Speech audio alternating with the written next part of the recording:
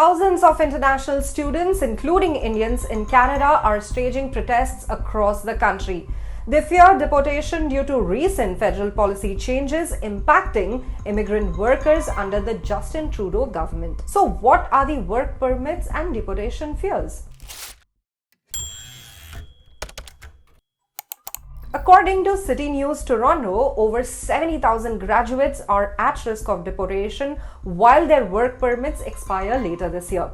The Canadian government's new policy, announced on Tuesday, will allow fewer temporary foreign workers. This follows the January decision to cut new international student permits by 35% starting from the 1st of September this year. Additionally, from September, international students will be limited to working only 24 hours a week off campus. Nationwide protests triggered. Students have been staging protests, including setting up encampments outside the Legislative Assembly in Prince Edward Island. Similar protests are happening in Ontario, Manitoba, and British Columbia.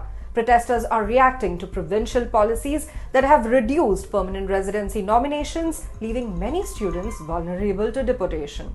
Blame for housing and job crisis. International students and immigrant workers are also protesting narratives that blame them for housing and job shortages. Advocacy groups like the International Sikh Student Organization argue that these problems stem from a broader policy issue.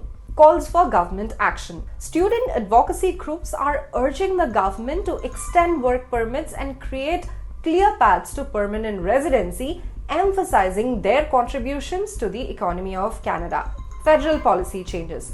On Monday, Canadian Prime Minister Justin Trudeau announced tighter restrictions on temporary foreign workers in low-wage streams. Employers can now only hire up to 10% of their workforce from this category, down from 20%.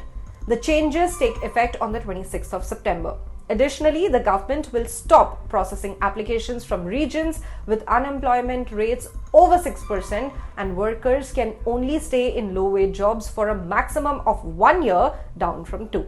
Context and government response. The reliance on temporary foreign workers in Canada increased after the pandemic. In 2023, 83,643 positions were approved in the low-wage stream, a sharp rise from the 28,121 in 2019. The government also aims to reduce the proportion of temporary residents from 6.2% to 5% in the next 3 years, as stated by Canadian Immigration Minister Mark Miller.